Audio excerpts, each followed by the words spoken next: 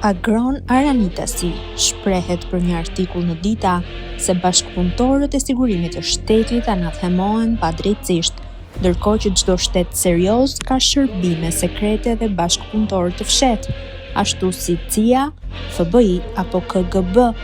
Ai thekson se sigurimi ishte instrument i partisë shtet, por kjo nuk justifikon demonizimin pa dallim të bashkëpunëtorëve.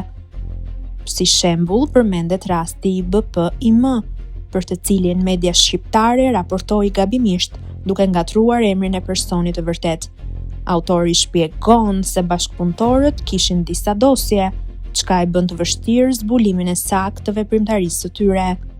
Në fund ai përmend rastin e Nasho Jorgaqit me pseudonimin Dragoi, i cili kishte punuar për zbulimin e jashtëm dhe kishte ndihmuar në eliminimin e një oficeri të UDB-s. Sipas autorit, akuzat se ai kishte dekonspiruar shkrimtar të rinj nuk qëndrojnë, pasi ata nuk u dënuan dhe vazhduan punën e tyre. Shkrimin e plot mund ta lexoni te Gazeta Dita.